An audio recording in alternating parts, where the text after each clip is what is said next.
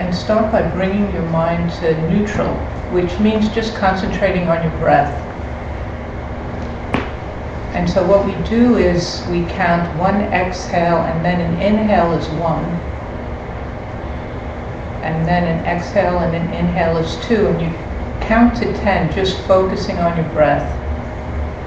You're just watching it as it leaves your nostrils. So don't follow it in either direction, just at the point where it's at your nostrils.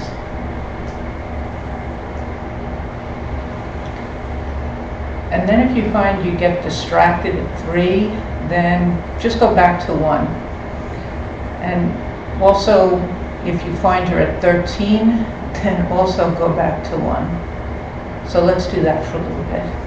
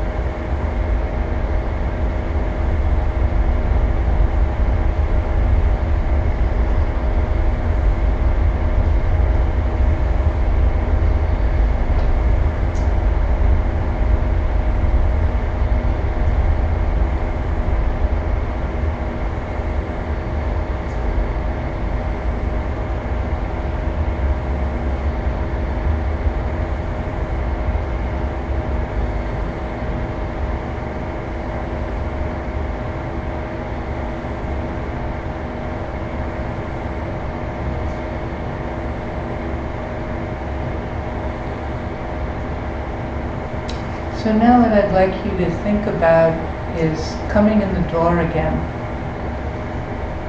And just slow everything down. And as you walk, your heel, the ball of your foot, your toe, you're creating the floor with each part of the step that you make. You're creating it, each step. It's not there until you create it.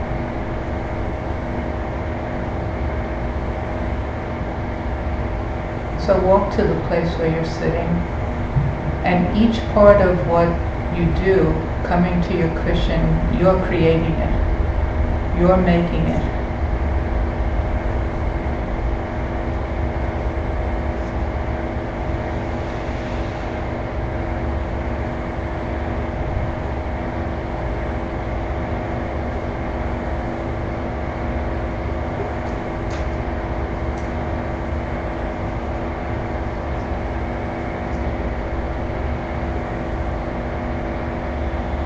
And then think about this room and all the things that are in it, all the people that are in it, and think that you created them.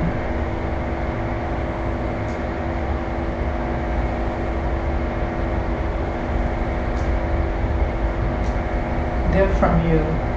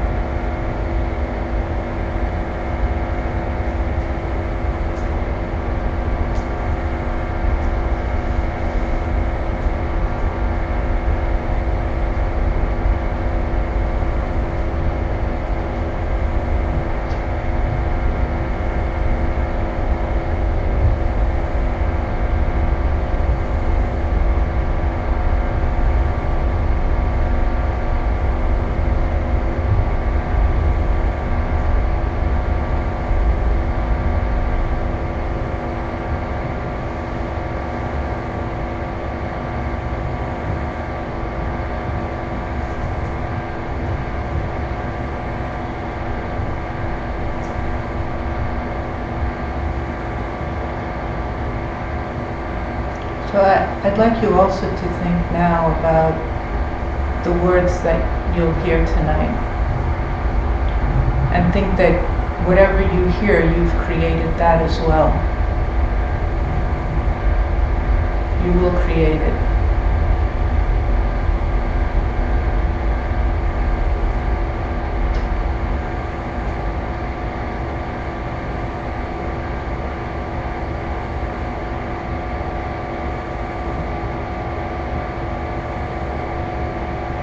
It will come from you.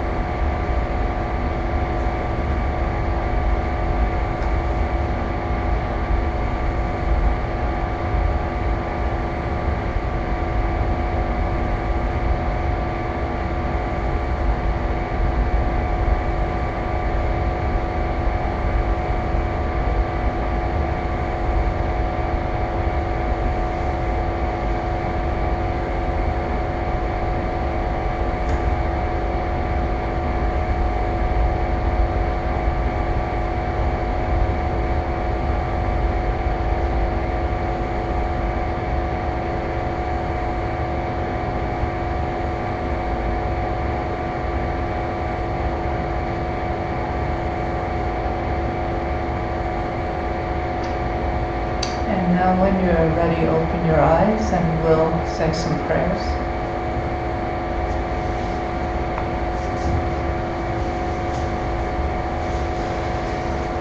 So first is mandala offering.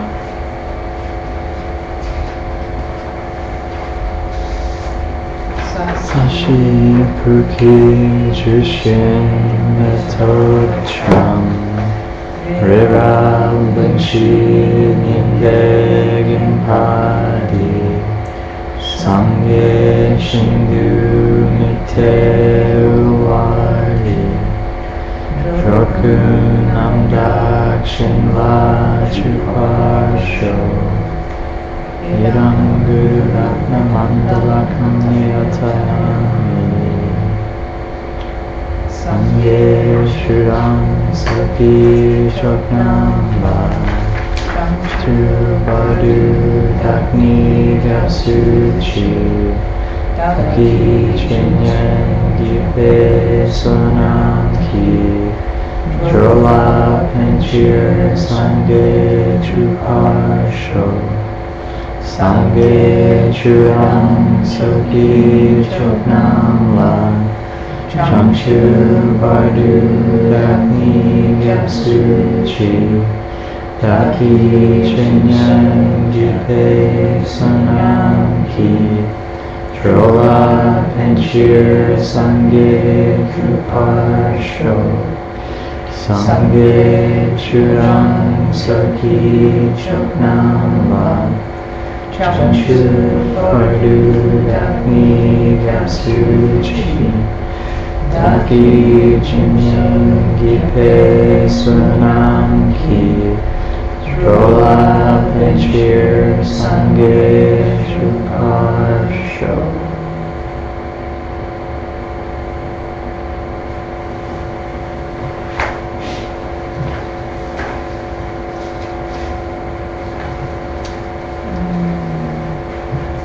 So this is ACI 1,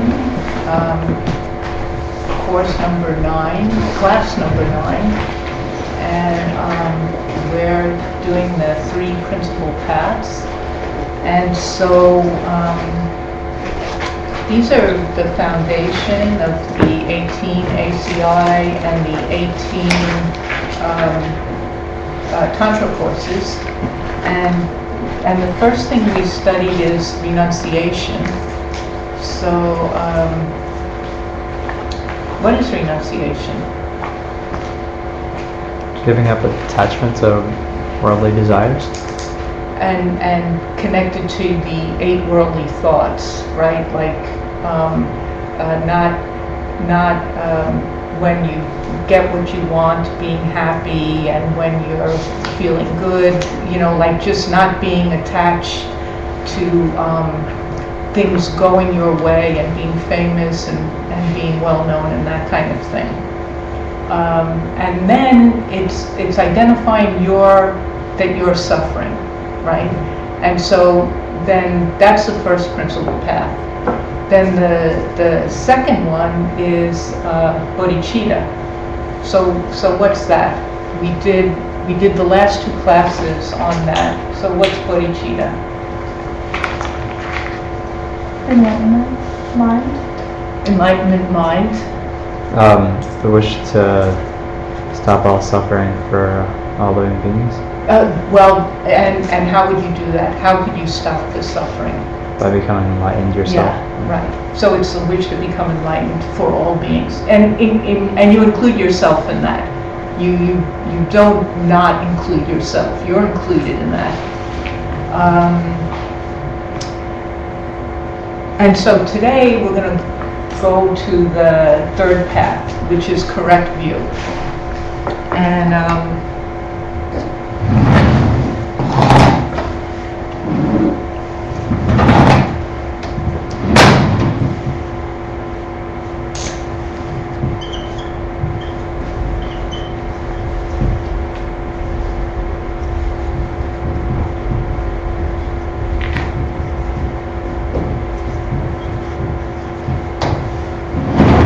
this is the third path.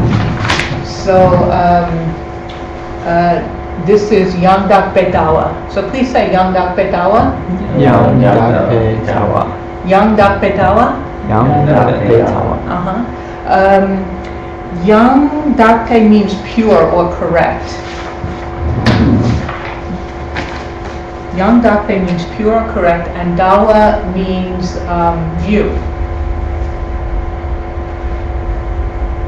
So that's correct view. This is the third of the three principal paths. So this class is going to feels like throwing a whole bunch of things on a table. We'll throw a whole bunch of things on the table and try to sort it out. And I often think how Geshe-la, when he starts teaching, he's been saying like, okay, here we go. And I thought, okay, that felt sort of like the right expression. Here we go. You know, it's like we're about to take a ride. You know, we're getting on the ride. So I thought how to do this was to start with the punchline and just say correct view is emptiness, and emptiness is that there's not anything that has any existence from its own side. That nothing has any nature of being what it appears to be from its own side. The pen is not a pen inherently. This pen is not a pen from its own side. What do you mean when you say We're going to get to it. from its own side? We're going to Okay. by itself. So for example, if a dog came in here, and this is classic. I mean, if you've gone to any Geshe Michael teachings or heard any of Geshe Michael teachings, he talks about as a human you see it as a pen, and as a dog, what do you see? You don't see a pen. We don't really know, but they don't normally write with it, and normally they would just chew on it. So the inherent means, and it's a good example. It's really a good example using the pen because of the dog. The pen's a good example because of the dog, because we can talk about that the human sees it one way and the dog sees it as another way. And what we're saying is that this thing is not screaming pen from its own side. It takes something from the human to see it as a pen, that karma of being a human to see it as a pen, and the dog doesn't have that same karma, has dog karma and sees it as something to chew on. What about the pen's actions? Okay, we're gonna get to it. I'm throwing out like really the end of the class first, and then we're gonna, so hold it, and we're gonna get to that one a lot. So the pen depends on something else. That's the thing. And that's what we're gonna be talking about. And so why do we bother to study this? When we talked about the benefits of bodhicitta, within the context of this path, we easily see in terms of renunciation that we're suffering, right? And then we can understand through the teaching that if we understand our suffering, then we can realize that we're all the same and we all have suffering, and so we don't want to just remove our own suffering, we want to remove everyone's suffering. And that the way to do that is become a Buddha ultimately, because you try to help people and you come up against a brick wall pretty quickly. So why are we studying this? How does this fit into this? How is it a principal path? And so the reason why we study it is because understanding emptiness is needed to get to nirvana or to get to Buddhahood. And so we said that about bodhicitta, but it's also true about this. You cannot get to either nirvana or Buddhahood without understanding emptiness.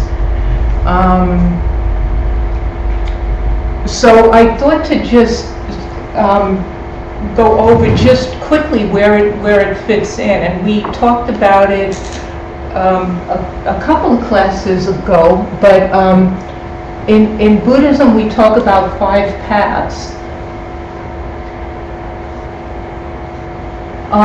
The first path is accumulation, and that's just, and the purpose, I don't want to get too involved in this, I just want to give you some feeling of where what we're going to do today fits into the Buddhist path. So the first one is accumulation, which is about getting renunciation, about like getting a real visceral understanding about renunciation.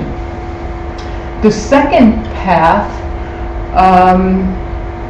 and they say that you move from path to path within meditation. So it's within meditation that you progress through. The next one is preparation, and what preparation is an intellectual understanding about emptiness. And so basically, just even from talking about the punchline, we all now have some intellectual understanding about emptiness. It's just like thinking about that, okay, what does it mean? Start having questions. That's an intellectual understanding about emptiness. And that's the second path. The third path is called seeing. And this one is when you have a direct perception of emptiness. So you have a visceral understanding about it. And that happens, like, we can, in the path of preparation, we can talk about it within the class, and you can have an intellectual understanding about it. For the path of seeing, you need to be in meditation in order to have that direct experience. And it's a very special kind of meditation. It's described as, right now we're in what's called the desire realm, which is a whole long story, but there's another realm called the form realm above it, and then a formless realm. We won't really get into that, but it's described as your body is in the desire realm, this realm that we're in, and you're sitting in meditation, but your mind goes to another realm. And so then you have the direct perception of emptiness, and then you're on the path of seeing. Then the next path after that is called the path of habituation.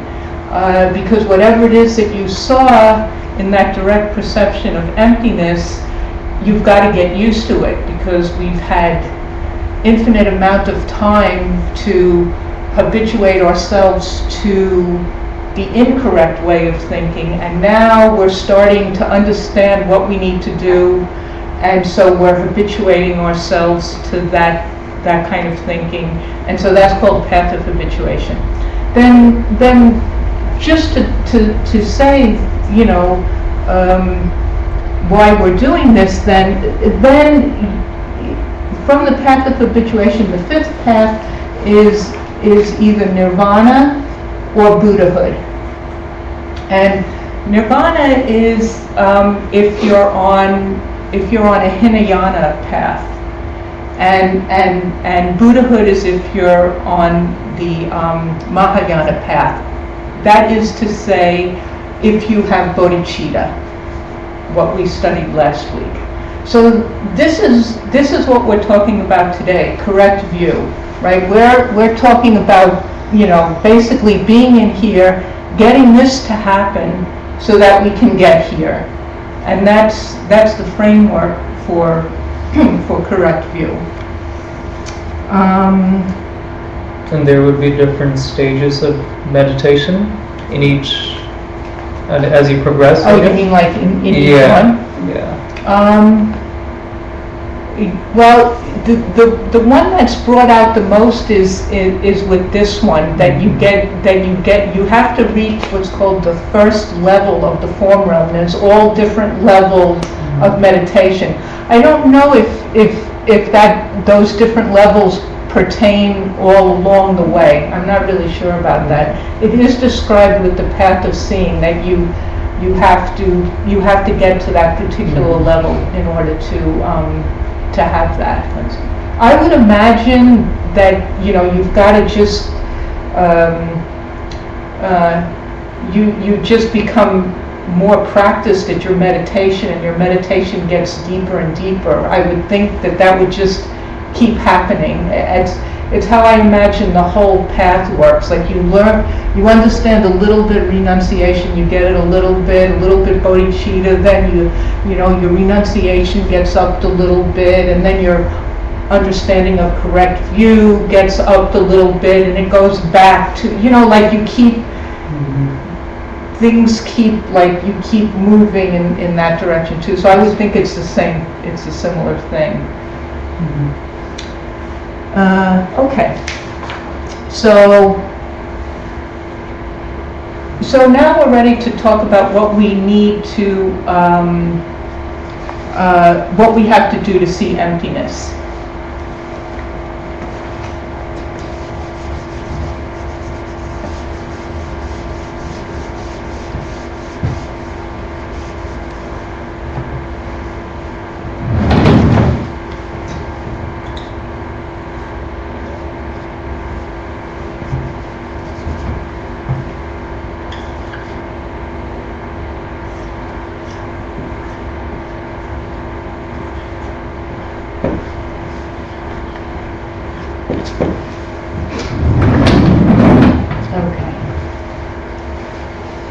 So this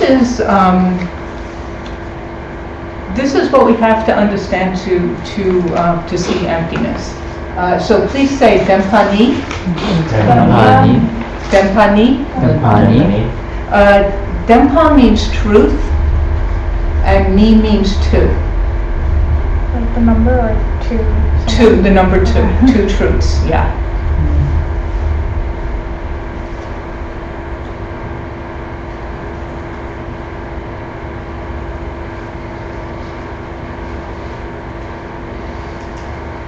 So the first truth is a preliminary that you need to have to get to the second one.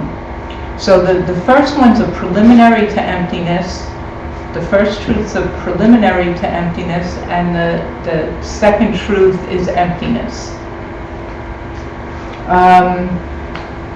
So what's a truth? What is truth?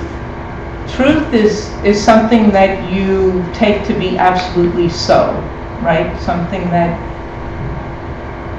something that really is that way is truth, right? But here, in the two truths, that's a misnomer. So it's not really the two truths, it's the two realities.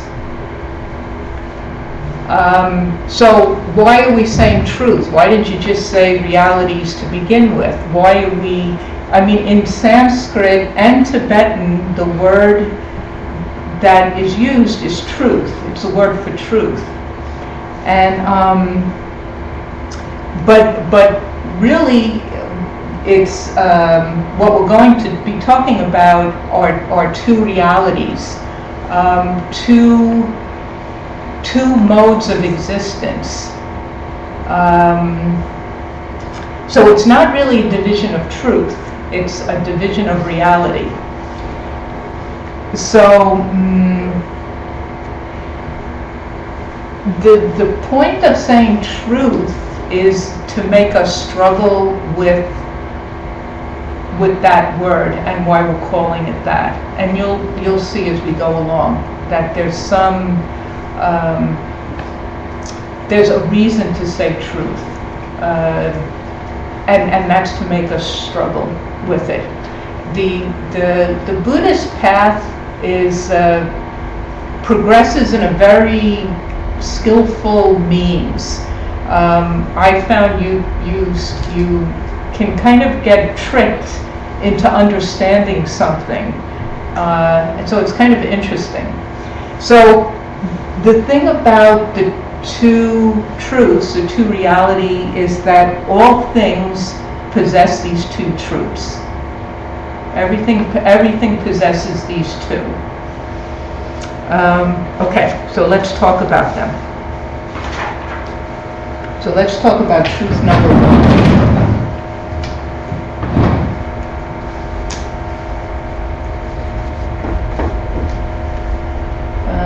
So truth number one is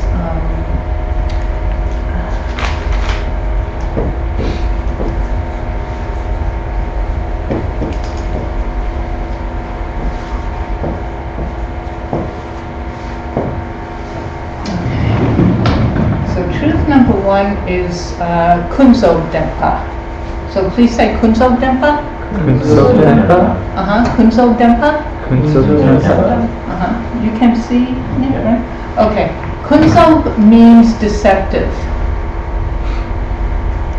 It means bogus. It means fake.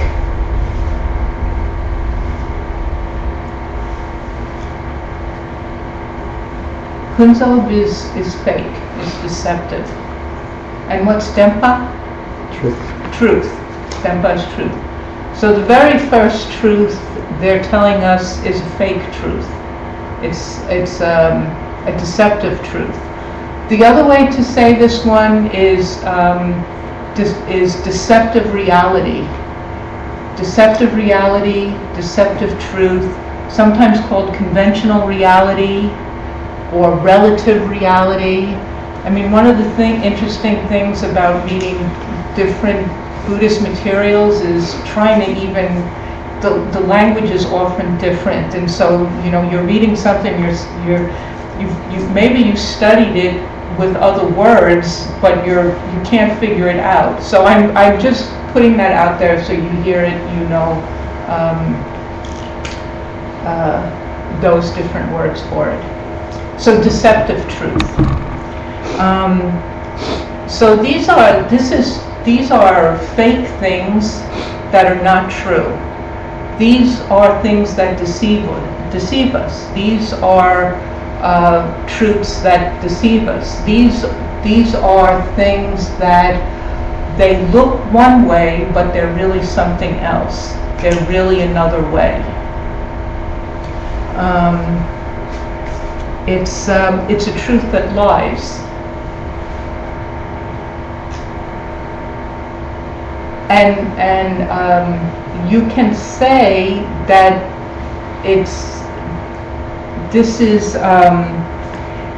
deceptive truth is those things which deceive a deceived state of mind. So if you don't have a deceived state of mind, you won't be fooled by these things. This is deceptive truth. This is one of the two truths. So half the objects in existence are fake.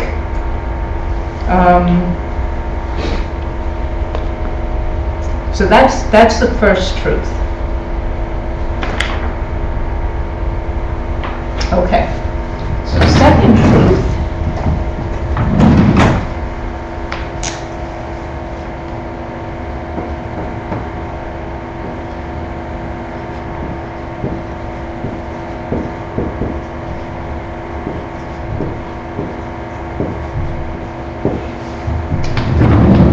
Second truth is Dundam Dempa.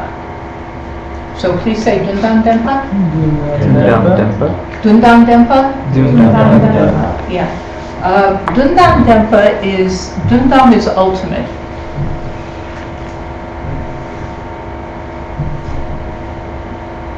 And Dempa is truth. This is emptiness.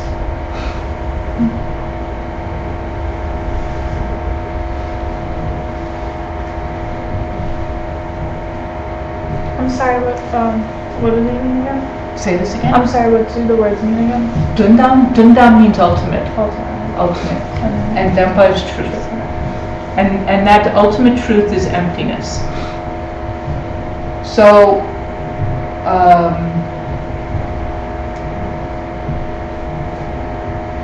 this one's a negative.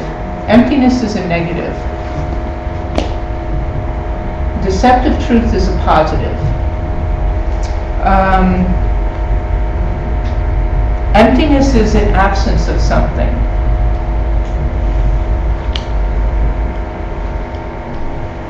Emptiness is a lack of something.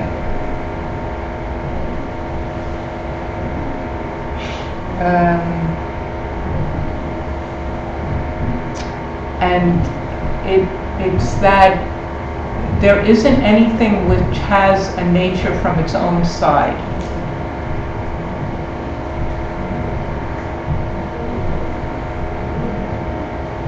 So everything has its own emptiness. Everything possesses its own emptiness. So when we talk about, so why do we need to talk about both of these things? If we're talking about emptiness, why don't we just talk about emptiness? Why do we have to talk about this deceptive reality? What is this deceptive reality and ultimate reality? If correct view is emptiness, why aren't we just talking about ultimate reality? And so what we need to do is talk about these two things in relationship to each other. So when we talk about any object, you know, whether that's the pen, whether that's ourselves, everything in existence possesses these two truths. And so what that means is that if you take this pen, it has deceptive reality. The deceptive reality of the pen is that it appears to you as a pen. Its emptiness is that it doesn't have any nature of being a pen from its own side. It doesn't have that nature from itself. But we have this thing here, and it has, we perceive it in a certain way, but where we're mistaken and where it's deceptive to us is that we think that it's coming from its own side. But it's always these two things together. One is the positive, one's the negative. It's like two sides of one coin. So now the thing is, we don't we may see the pen, and we can say seeing the pen is deceptive reality, but we're not seeing it as deceptive reality. We see it, but we're not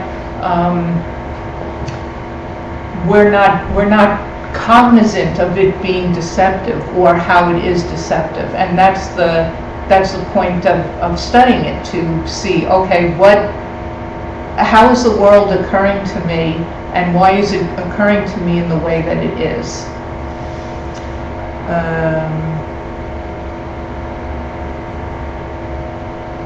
And so, in order to see emptiness, you need to first be able to see, in order to see ultimate reality, the second truth, you need to be able to first see deceptive reality. You need to be able to understand why things are deceptive first. Then once you can understand how things are deceptive, you can then understand how things are ultimate. You can then begin to see the emptiness of, you can then begin to understand the emptiness of everything. So, so what we need to do is flesh out this first one some more. We need to flesh out that a little bit more to understand about that, because that's the preliminary for this one. So to talk about this first one, but first, is everyone okay so far? Yeah. It's okay. All right, good. So so to get to ultimate reality, which is an abstract,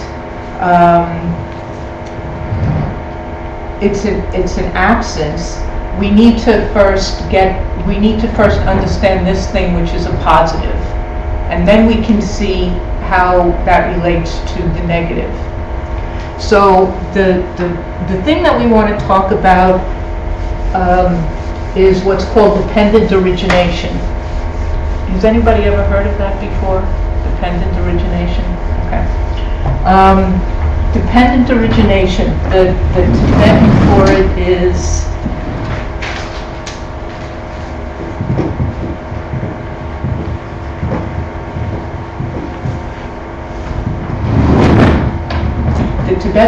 Tendrel. So please say Tendrel. Tendril. Tendrel. Tendril. Tendrel means dependent origination. It means dependent arising. In the book, they say interdependence.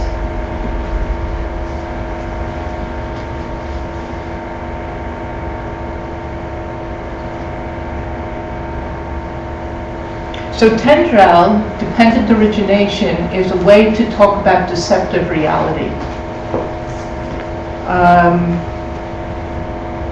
Something arises in dependence upon something else. Something comes about based on something else.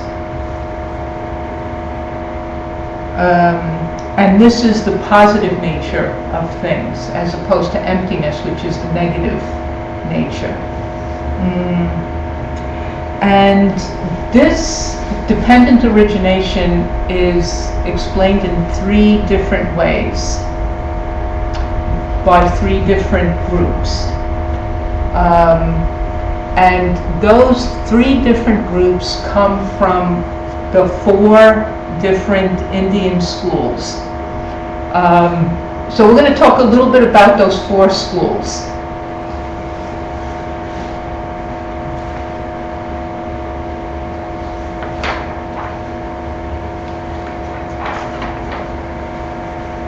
So these are 4 Buddhist schools. They're not the Tibetan schools. We're not talking about the Nyingma, Sakya, Kagyu, Gelugpa, Dalai Lama's Gelugpa or teachings. These are all Gelugpa teachings.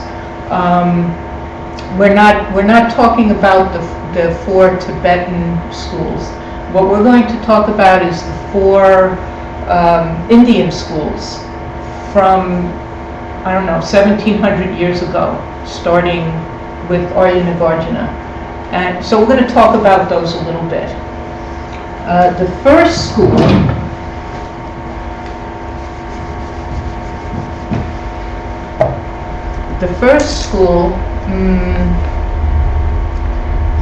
the first Indian school is the Abhidharmist. You know, I want to give you have you been reading the book, the black and yellow book? Anyway, there's a bunch of names, and I want to give you all of them, so when you hear them, you know what's happening. The first one is the Abhidharmist.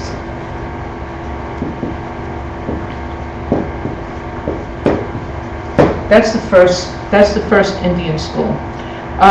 The other names for it, the one that appears in the book, when you get to the book, is called Detailists. It's the Detailist. It's also called Vaibhashika. So the Abhidharmist or the Vaibhashika, the Abhidharmist, Vaibhashika, Detailist, all the same name. We're not going to go into great detail about what they study. It's a whole study.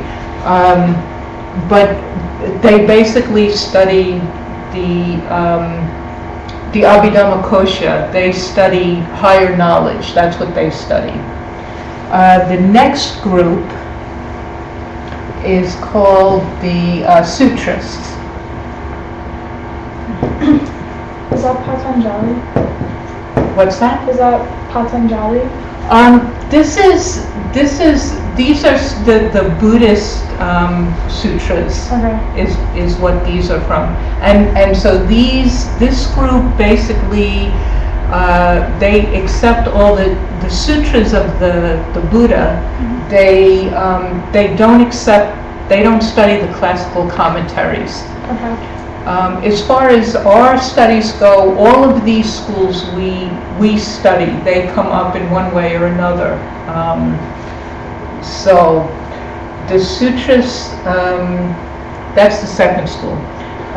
The third one is called Mind Only.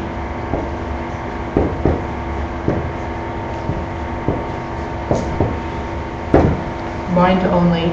They're also called Yogacara or Chittamatra.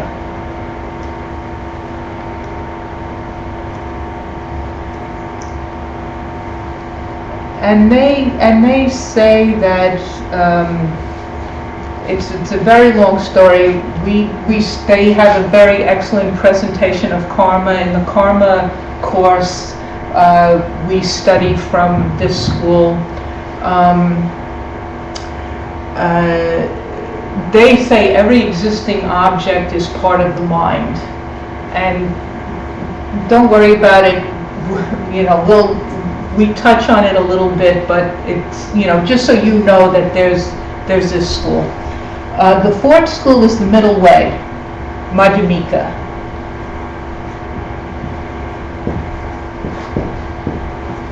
This is the middle way school.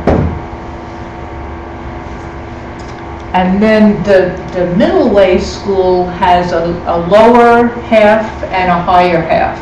So the lower half is called the Independence.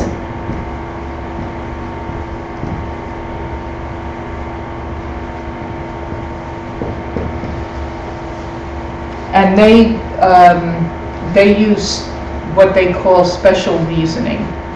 And then can you see okay? Mm-hmm. Yeah, okay.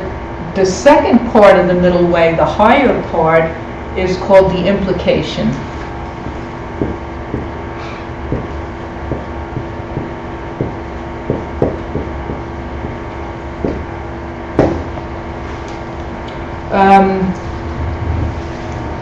These also, they're called Svatantrika. That it doesn't have anything to do with Tantra. These are also called Prasangika, consequence school. They use sarcasm, you know, a sort of form of sarcasm in the sense of taking something to a logical extreme and finding when you take something to a logical extreme and find the absurdity of it, when you do that, they think if you have a position and you take it to a logical extreme, then you can show somebody the error of their thinking if you take their wrong thinking to a logical extreme. It's just it's just their form of debate. So the first two, these two are Hinayana, 1 and 2 are Hinayana, and then 3 and 4 are Mahayana. So in order to talk about the what were we talking about? Why did I bring up these 4 schools? Dependent origination. Dependent origination, exactly, yeah. So we brought up these 4 schools because these schools explain dependent origination in a different way. And so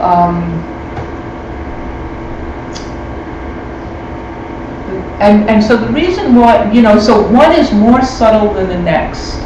And so you might say, well, why don't we just go to the one that's the most subtle? But how it works is once you get the highest position, on a certain level, it's the easiest position to get. It's the easiest one, it seems like, to understand. But then when you start watching yourself and how you function in the world, you find that you're actually thinking of the world in a certain way that's at a lower level.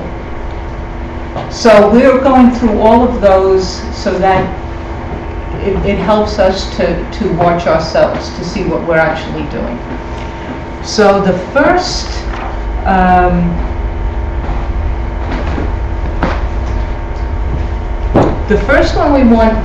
group we want to talk about, they're called, they take the 3 schools, the first 3 schools here. And these people are called, as a group, this particular position, 1, 2, and 3, they're functionalists. Hey Hector, Hey. How are you? I'm good. A bit non-dentist, but I'm good.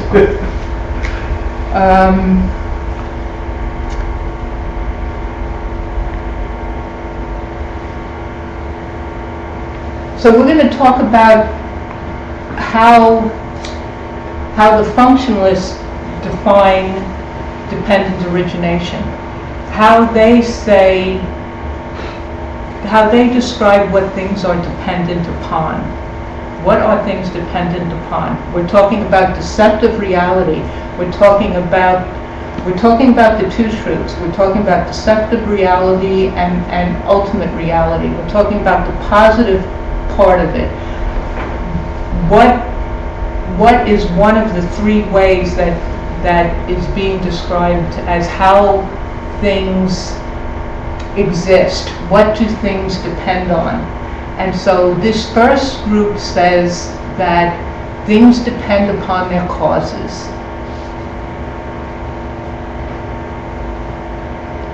So this pen, when we're talking about its deceptive reality, this group says that this is dependent upon its causes. So what are its causes? To write. What is it? To write. Well, no, what caused it? Manufacturing. Manufacturing, exactly. Plastic, somebody designed it.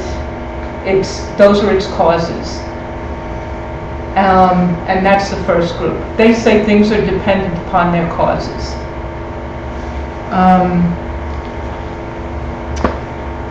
That's its dependent origination. So when you're thinking about dependent origination, you're thinking about what are things dependent upon? What is the dependent arising? What does it depend on? So that's the first group. Then, now, they're saying, and Lulu, I think this is what you were saying earlier in the class. Like, I What think about you its were actions? about what? What about its actions? Yeah, right. So this may begin to touch on it. There's probably more to it, but what the functionalists say is that things depend upon their causes. So when you think about all of existence, you need to think that, well, you know, there are things that have causes, and what are they? Those are things that are changing things. Things that change have causes, and that's most of what our existence is. I mean, you know, look around, everything around here is changing. If it's changing, it's depending on causes. As it changes, it's changed as a function of a cause. To think about things that are unchanging, you have to do a fair bit of meditation, you know, and come up with the 3 or 4 things that are unchanging in our existence. And so, like, space would be an example of something unchanging. Emptiness is also considered unchanging. So that's the realm that we're in. Most of the things of our existence are changing, and that's what the functionalists are addressing. These people are saying things are dependently arising because they're dependent on their causes. So the next level of understanding gets a little bit more subtle. They say, okay, that's great. You know, you can tell me about all the things that are changing, but what about things that are not changing? What about space? What is that dependent on? So that's when we get to the next one. The next one is the middle way, and it's the independent group. And these are this is Swatantrika. And the Swatantrika here, this independence lower the independents say that we're including things that are changing and unchanging, and what we're saying is that dependent origination means dependent arising. Things arise in dependence on their parts. So we can talk about the changing things in that context. What are the parts of the pen? The parts of the pen are the cap, you know, this other cylinder here, the ink inside, those are the parts. That's its deceptive reality. That's what it is dependent upon, is its parts. And how does that work for something like space? Well, space has directions. So space is dependent upon its parts.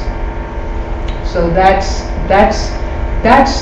now more subtle than the previous one because we're taking in changing and unchanging.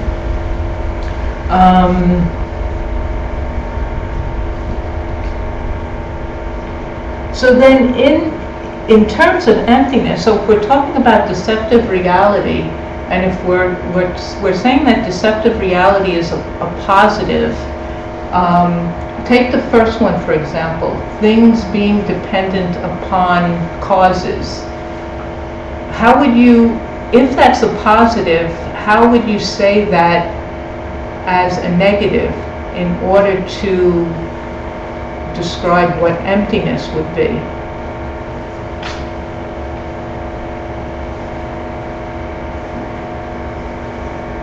How would you say that in a negative way? You would say it in a negative way is nothing exists without depending on its causes. That's the first one. In the second, you would say nothing exists without depending on its parts. That's the next one. So let's get to the last one. the last one, the implication. And so how do they explain dependent origination? And they say,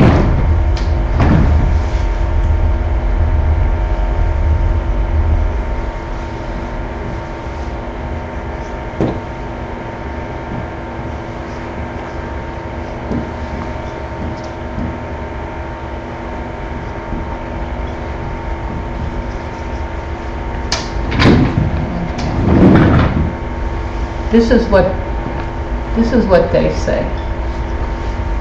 They say Mingde Taksam. So please say Mingde Mingde Taksam. Taksam. Mingde Taksam. Mingde Taksam. Mingde means with a name and thought. With a name and thought. That's Mingde. And Tak is labeled. And Sam is just.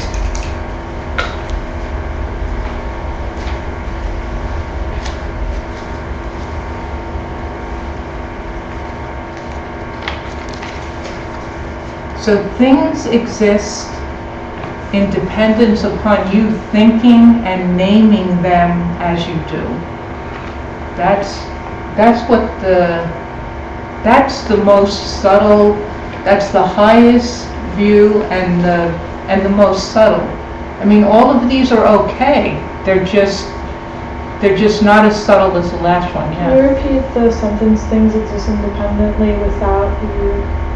You said those things. This last one, Mingde Taksam? No, what you said to describe it, that things exist independently than your view of them. Things exist in dependence on you thinking and naming them as you do.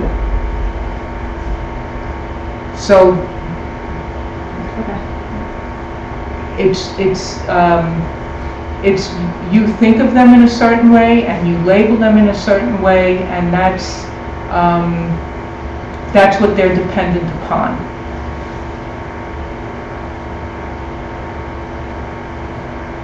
So then emptiness in Miss School is that nothing exists without dependence on a name or a label. There isn't anything that exists without dependence on a name and a label. And that's the highest school. So what's happening when you see the pen? What's happening is that you have only clues, really. You're seeing. You're not even seeing the back of it. I mean, it could keep going back. You have no idea, really. We only see parts. We only see clues.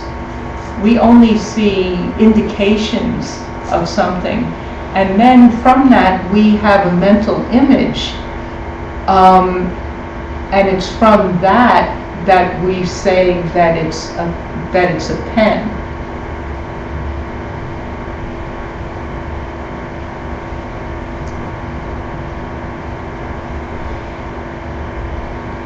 And then it can function that way.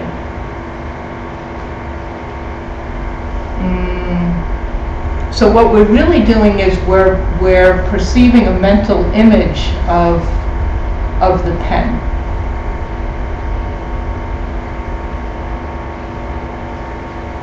But what we think we're doing,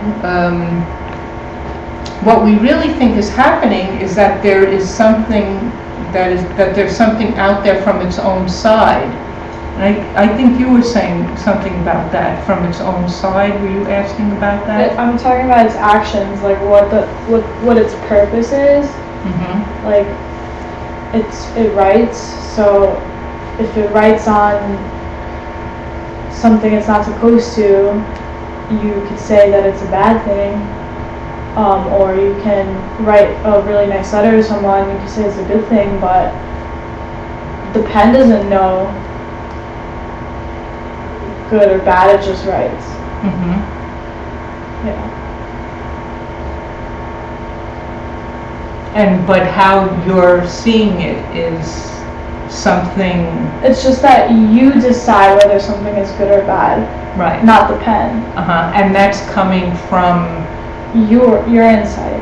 right, so so that's all coming from you, it's not coming From the from this itself. And where that,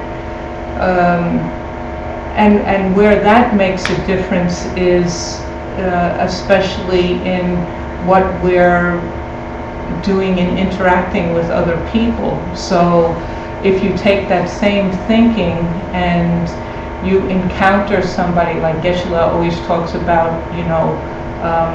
the angry boss, for example. So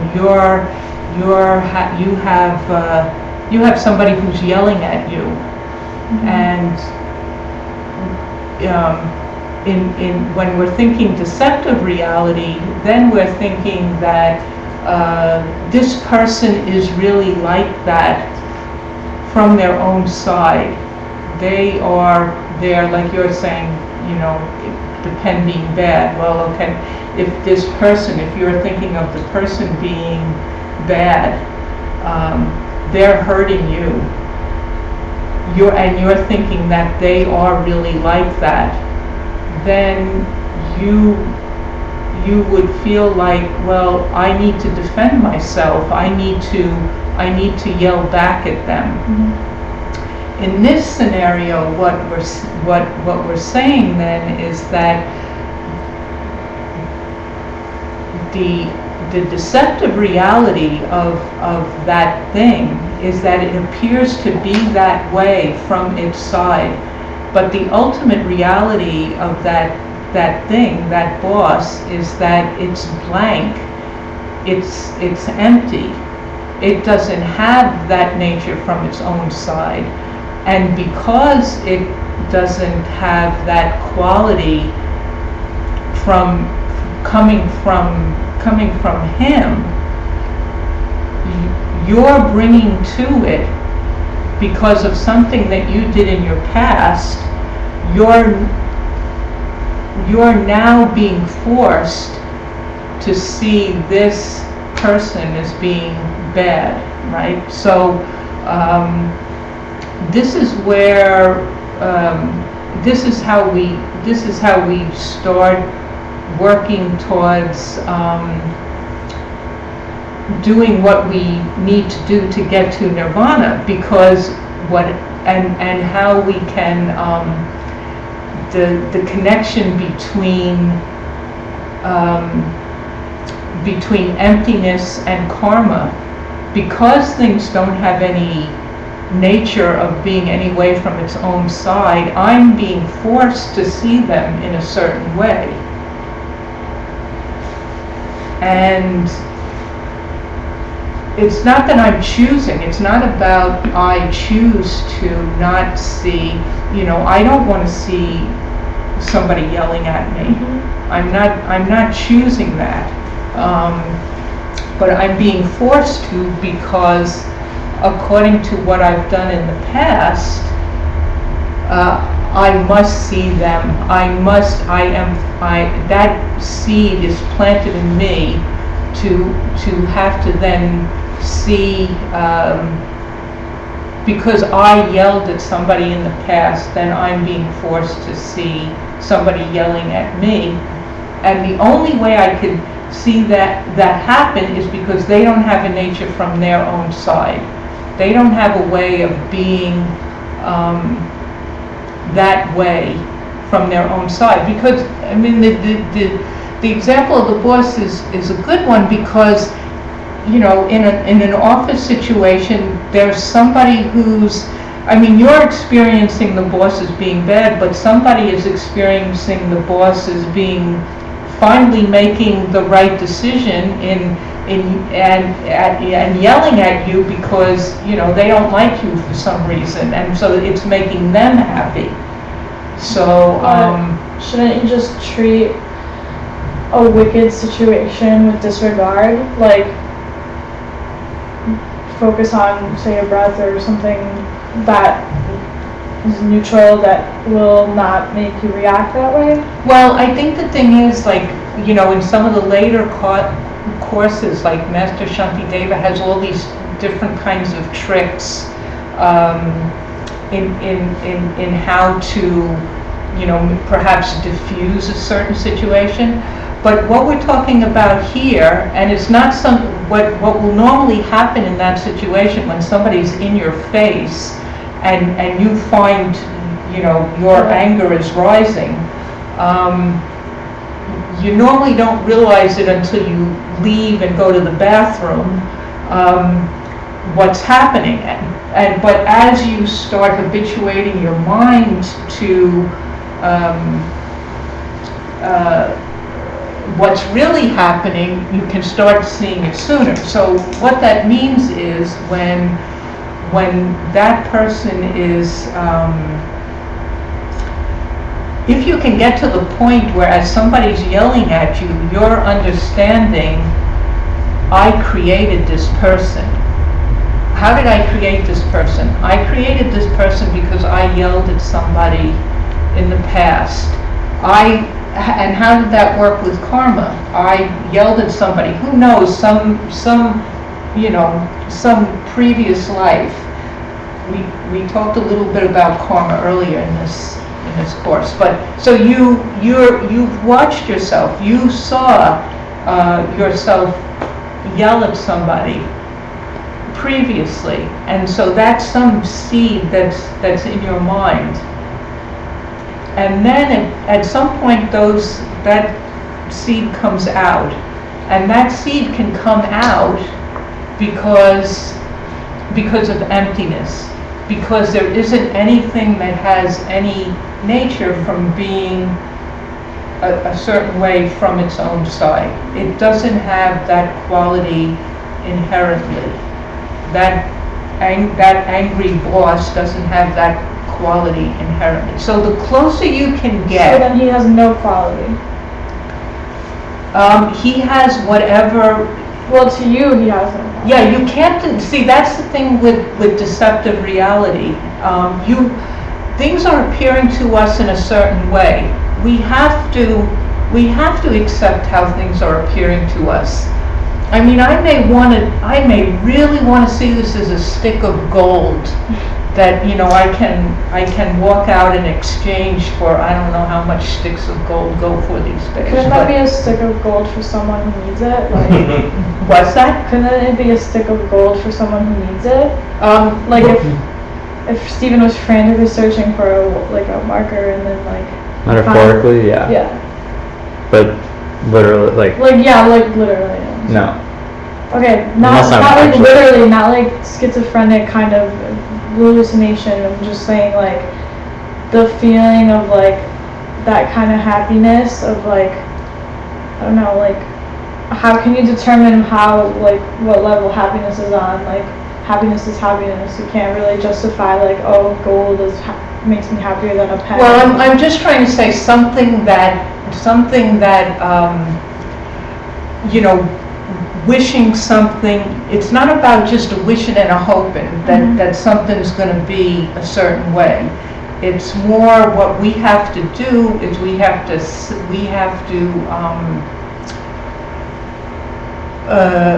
to create the causes for things to appear to us in a way that will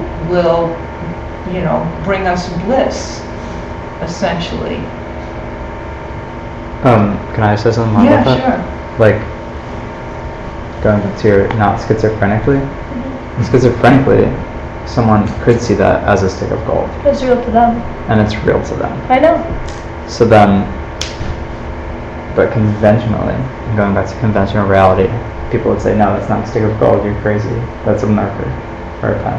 Well, but the other thing too is they say when you try, so if you're trying to find out what's really here, if you're trying to find out, well, where is the pen here, and you say, well, is this the pen, or is this part, is this, where is the pen? Is it just, and you keep going down in the parts to try to find where is it.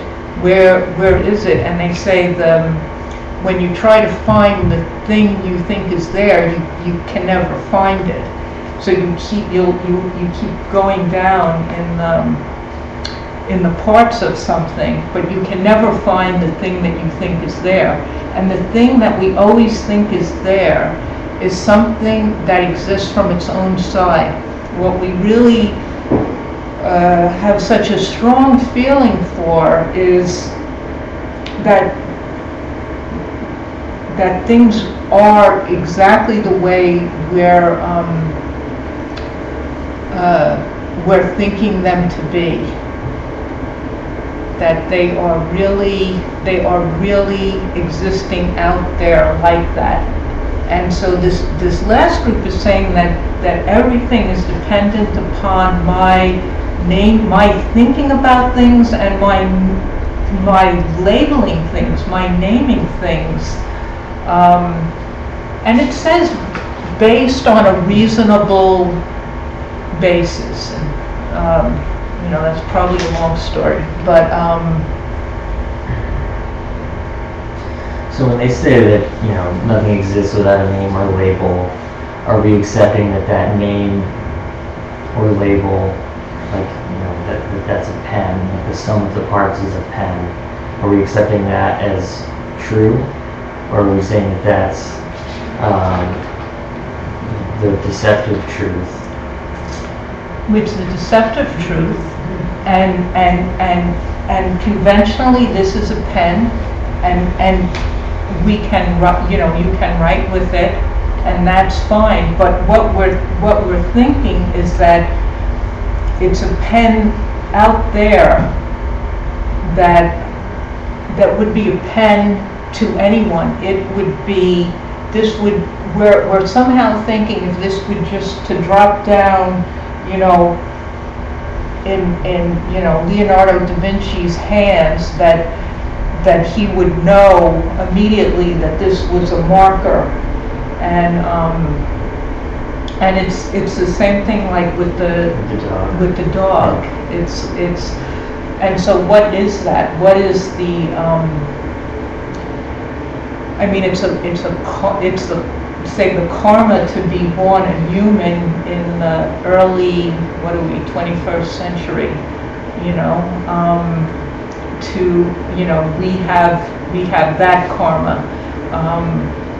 and along with that human karma comes being able to come to understand this thing of pen, which a dog wouldn't have that.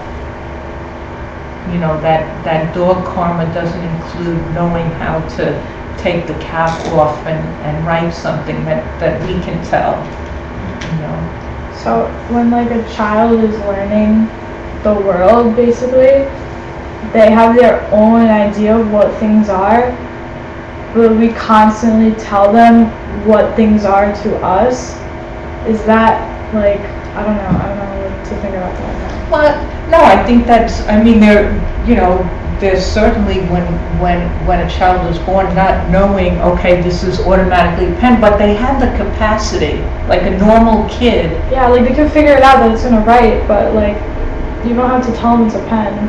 Well, I mean, yeah, but a child would get, would see adults writing with it and but have the capacity to know, to start understanding this is something to write with, and then learn the name and that kind of thing.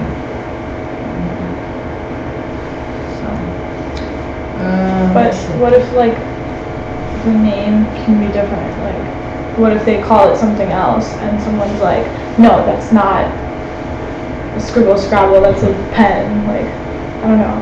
I think it's our language. Like a different language. Yeah. Then you have wars. Oh, No, that's what it is. People have slight different. I'm sorry, I did it way too But you're much. talking about conventions. I think What's this is that? why we have conventions. Something that a community agrees upon to call something something. Okay. But then, like, saying that no, you should call it this, but if the other person wants to call it that, then are they excluded from the community? They're just going to be harder to communicate with. Well, but it's also just, what this says is based upon a name, and it's about thinking about it and labeling it, and naming it, but that's meant in a, it's more that you can catch that this is a writing instrument. Yeah. You know, so you can understand that, and it can function for you in that way, and that's the thing. So it could function for you in that way. No, I get that. So let's see, where are we? So is everyone okay so far? A little bit? Yeah, I guess I'm still confused About what? about, so I understand that, that's not really a pen, we're just calling it a pen. But at some, level, we also accept that, if we want to function together in a community, we're going to together call it a pen. So, to what level is that okay? And to what level is that incorrect view? And how do you reconcile those two? It really is a pen. It really is a pen. It really is a pillow. It really is a flame. Everything.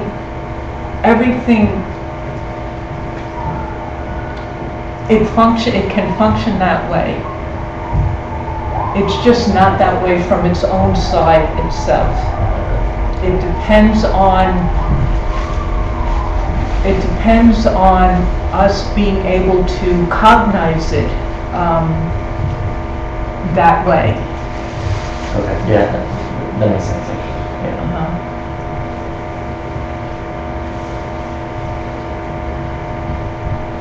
I think I remember when I was learning this, being so lost as to, okay, so I get those philosophical ideas, but what the hell for? Like, what's the point? And it took me a while to get that still functioning in the world, that there's something behind everything, that it's not the way it appears only. That understanding that point can really stop suffering, it can really get us to see something deeper about why our world is the way it is, and things stop working and stop functioning. And when Michael made that link, or I heard that link, he probably made it many times before I heard it, everything came together. And I didn't know that when I was learning this how important it was to make that link of understanding how to use these two realities in my everyday. Because I was also lost in that, so now I can't even look at the pen as a pen. The pen is a pen, and it works and it functions. But it's not getting caught up in the fact that it's a pen, right? Understanding that once you get that about the pen, I guess, you can understand that about everything. So the pen is a nice pointy example. Getting these ideas and drilling in your head can then free you, because you can apply that to me, my partner, my life, my work, my joy, my humanness, my death. And we don't want to say that things don't exist. Exactly. I mean, it's not that kind of, I don't know, is that an existential, nihilistic? It's not a nihilistic perspective. We're not saying, and it's not saying that nothing exists. It's what we're saying with it just doesn't exist the way you think it does. I think that's an important distinction to say. It's just not, it just doesn't exist the way we think it does. How we think it does, when we talk about the three different presentations, how we think it does is we think it's based on causes, or we think it depends on causes. We think it depends on parts, or when we say we think it depends on what we're, what we call it, that we name it, that we can, that we,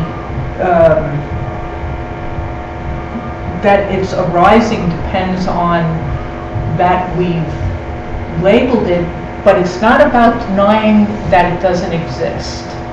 It just doesn't exist the way we think it exists, how we always thought it exists. And when you think about what we're trying to do, I mean, I was reading a book by this brain scientist called Jill Bolte Taylor. She has a TED Talk from a few years ago. I don't know if anyone ever saw that one.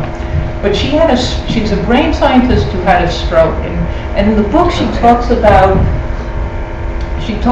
different things. One of the things I thought was really interesting was she talked about, like, it took her about 8 years to recover completely from the stroke. But one of the things she talked about was that it took her a while to figure out that you put on your socks before you put on your shoes. You know, like, we're talking about a brain scientist, a PhD brain scientist. And so she had left brain hemorrhage. And, so this affected, her left brain. The other thing that she said that I thought was really interesting was that she had a really hard time with, she always liked to wash dishes. And she had a really hard time with, you have the drain board, and you wash your dishes and you put it in the drain board, and she had a really hard time getting things to fit in the drain board because you have a whole pile of dishes you're washing. And so I bring up those two things because it's like I totally take for granted how to put on my socks and shoes. I totally take for granted when I have a pile of dishes and I'm washing them. It's like the flat ones go in first all the way to the end, and it's a puzzle, and I totally, when I read this, I thought, oh, right, it's like how I am in the world. It's just that I never, what's involved and what I think I'm doing is extremely complicated, even though they're very simple things. So when we see a pen, I mean, you don't see the back of it. You don't know that this back of the pen is coming straight out to me. You're like seeing a few clues. You're seeing a few things, and based upon that, because you have a mental image of a pen, you're able to, like, your mind goes through this whole, like, registry of things, and you're able to come up with, like, pen. We're doing that. So what we think we're doing when we're seeing something is really impossible. What we think we're doing is we're seeing the whole thing, and we're seeing the whole thing, and we're thinking this is a thing out there outside of me that anyone who sees it would know it's a pen. Anybody who could who could be aware of it would know automatically. But really, we're doing something extremely complex. Is that we're taking all these clues and we're organizing the whole world by these clues, and then where it becomes important is when it connects to how we behave in the world. And like the pen doesn't matter so much, but when it comes to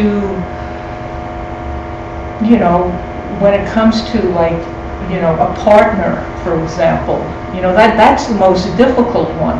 What you know, when you have something that's a very emotional. That's why the boss is better. We'll stick to the boss. The boss is easier. The boss is easier in the sense that, you know, if you have somebody who's yelling at you, I don't like it. This person's yelling at me. I don't like it. This is really bad. How can I stop it? This is what Lulu was asking. Well, you know, what do you do in that situation? And if in that situation you have the presence of mind to think, he's not coming from his own side. He is not good or bad from his own side, because there's somebody in the office who thinks it's great that you're finally getting yelled at. So the boss is great to this other person. To you, he's bad. But if you can in that moment think, I created him. I created him in the sense that I'm being forced to see something so unpleasant because he's empty, he's blank, he doesn't have this way of being from his own side. But because I've done something in the past that's similar, right? Because karma, you know, produces similar results. Because I've done something similar in the past and I saw myself doing it, then now I'm forced to see somebody who's yelling at me, and I don't want that. So the only way for me to stop that is to not yell back. Is what, you know, Lulu was talking about. Like, what do you do at that time? Did you say, like, what can I do to fix this, or something like that? Well, you mean in your own mind, you're saying? Yeah, like if he was yelling at you because you did something wrong or whatever, or like he thinks you did something wrong, would you be like, oh, what can I do to fix it? Well, I mean, I don't think that there's necessarily a pat answer. I think it has to do with what is the feeling in your heart.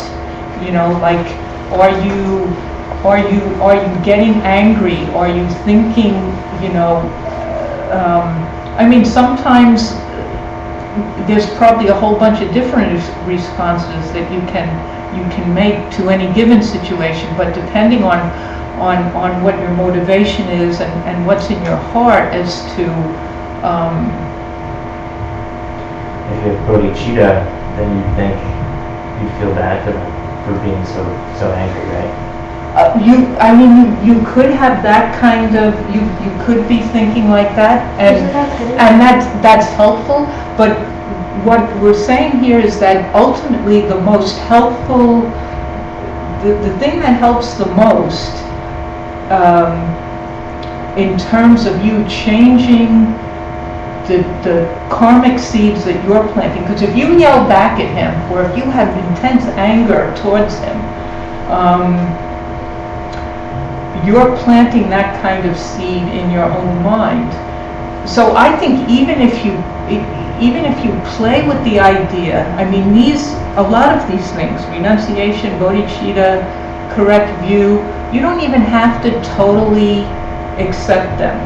What you can do is, like, I will play with this idea. I will think when you know, somebody is being mean to me, I will play with the idea that they're not like that from their side, that I'm being forced to see them this way because I treated somebody like that myself in the past. And if he's not really like that from his own side, then, and I'm the one who has created this, then I can't be mad at him because it's my fault. You know, it's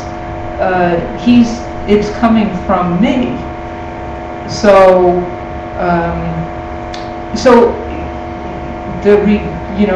the sort of karmic result of not yelling back immediately, for example, maybe the karmic result doesn't come to fruition very quickly. But I think even playing with the idea of that this is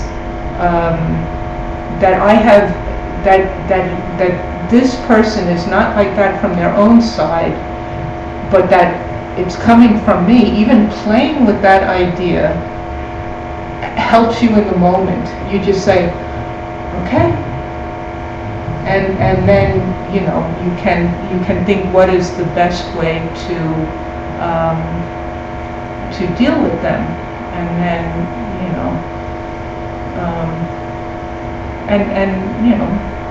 sometimes maybe you have to yell at somebody. So it's not. There's not to say there's a pat answer. It just depends on how you're understanding the situation. Well, yeah, yelling doesn't have to be bad. Right.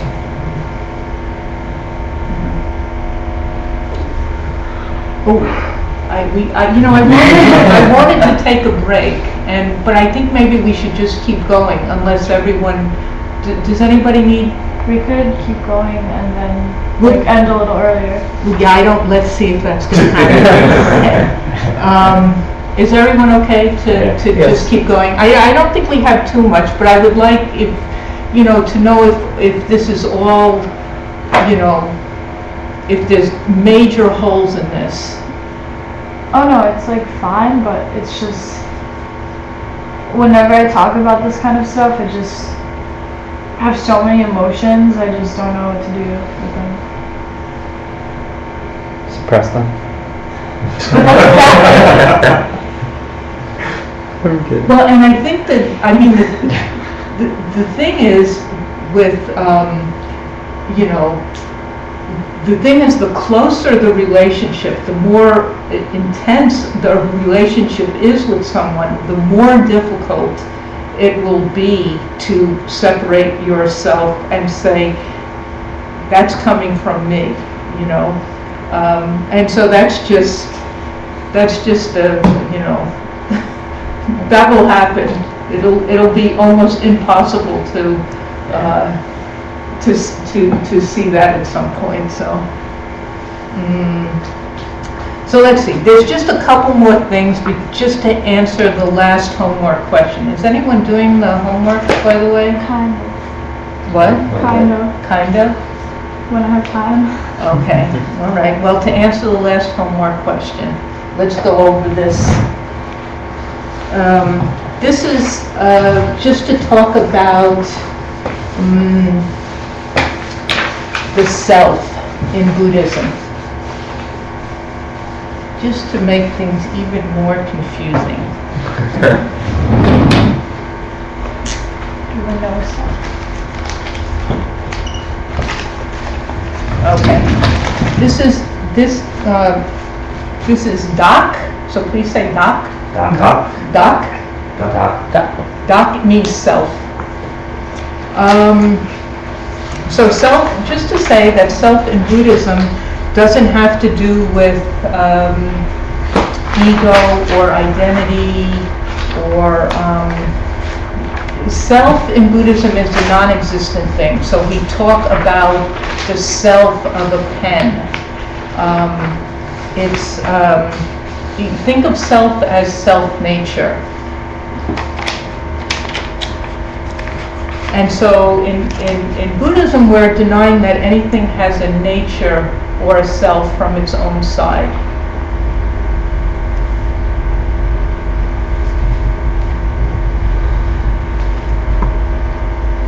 That's the self. And so then the thing that we're denying in Buddhism, the thing that we deny, there's a word for that, and that's called gaccha. So please say gaccha. Gotcha. Gaccha. Gotcha. Gaccha means the thing that we deny, which is a self-existent thing. So all the different schools have a different self-existent thing that they deny.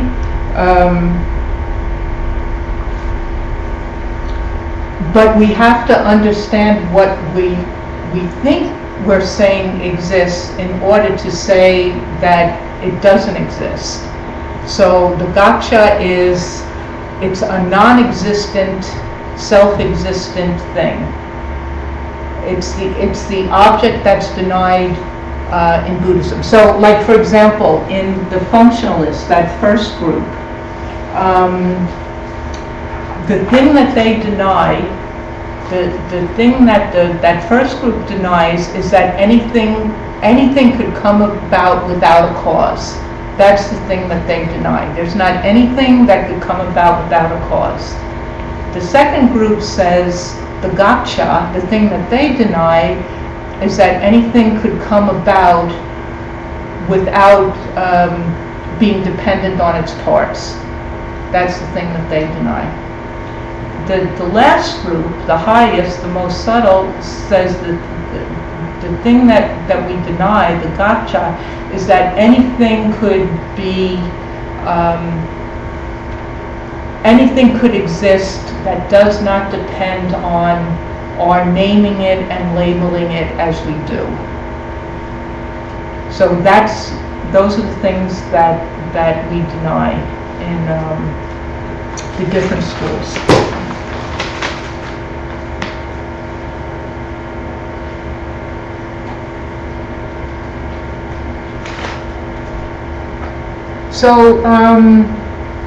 So if I say that if you understand emptiness, you will be moral, you will be a moral person, what does that mean? What do you think that means at this point? Compassion.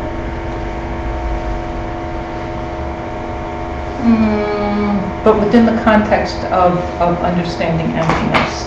If you understand emptiness, why would you be moral? You wouldn't want anything done to you. Say this again? You wouldn't do anything to something else that you wouldn't want done to you. Why? Because if you know things are empty and you're doing something to that thing and your perception of that thing depends on you perceiving it, then you wouldn't do something wrong to it. Because that's what you're going to perceive it later as, something wrong. And it doesn't have to be, it doesn't have to be exactly, like when we're talking about the boss and not yelling at the boss, it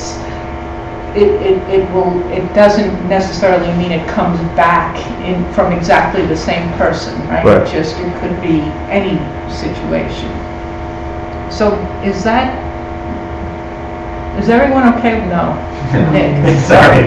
No, it's okay. No, look, this is like thousands and thousands of pages of scripture on emptiness, and we've talked about it for, an hour and a half. Yeah. So it's totally, we're going to talk about this next week too, Okay. so it's totally, We can keep going. I'll do the readings. Okay, no, but that's basically it. I think the thing that we need to see, it's really what I wanted to end on, is that this is the key to nirvana. This is the key to Buddhahood.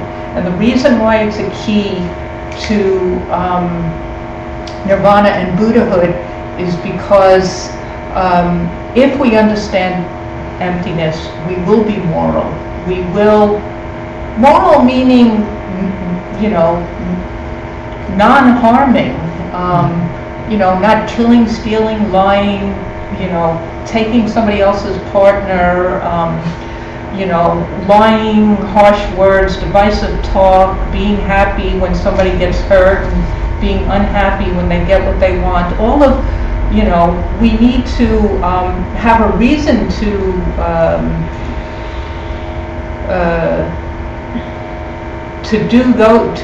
collect those kinds of virtues to get us to nirvana. So and you need a reason that's not going to break down. There's lots of different sort of little tricks to do, like Louie was saying, compassion. Compassion is good, but so right now I'm studying the Yoga Sutra, the Patanjali, so it's like I'm just getting my head bombarded with information from like everything. So Right. That's always dangerous. I had to put the book down for a while. Okay, so there's the 44th Sutra, which is basically summarized compassion for the unhappy, disregard for the wicked, and then the other one's like for the virtuous, you should be joyful because they're virtuous. And then the ones who are unhappy, wait, that was compassion. And then the people who are happy, you should. Oh, I don't know. All the words kind of sound the same, but it makes sense when. Right. So like, there's like 4 types of people always, like unhappy, happy, wicked, and virtuous, and like the keys is to treat them in those ways so that you keep your inner peace. That's basically what he's saying, and like it's a crazy idea, but it's like it has a lot of sense to it because you're always under one of those 4 technically. Yeah, and those things all work. The only, those things can work. It's only when you get into some situation that's like the most intense situations that you have to really sort of take out the big guns in a way. I just watched a TED Talk about how this guy was mauled by a brown bear who was protecting her cubs, and normally people die from that. And then in the interview they asked him like what was going through your mind, and he said, "I will fight until I die." So like, I don't know, I guess it's just what that first like thought that comes to your head when you're put into an uncomfortable situation to just determines the outcome. Like, I don't know.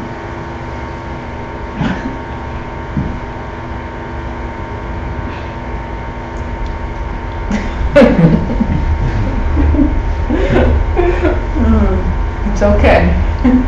I'm with you. Well, we'll talk about it more next week. Okay. So the meditation is to do an analytical meditation on the 3 meanings of dependent origination, right? The causes, parts, names, and labels. Take it into your meditation. I think if you start going through it, you can start sorting through, and we can keep talking about. We'll keep talking about it next week. Okay? Okay. Thank you. Yeah. All right. So, unless anybody has anything they want to talk about in regards to this, we'll be like, no. Yeah, I'm so thick with this stuff. Okay.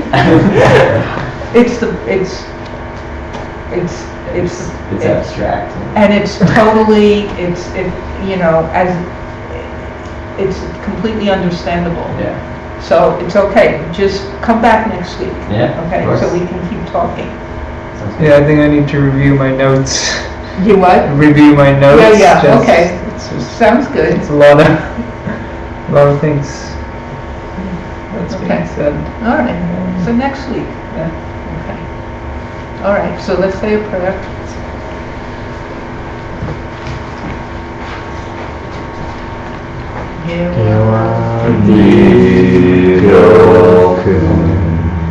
Sunam Yashe Saksakshim Sunam Yashe Jinwe Nampa Guni Tavasho.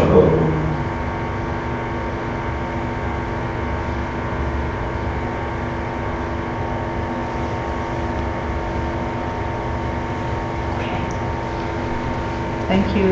Thank you. Good night. Good night.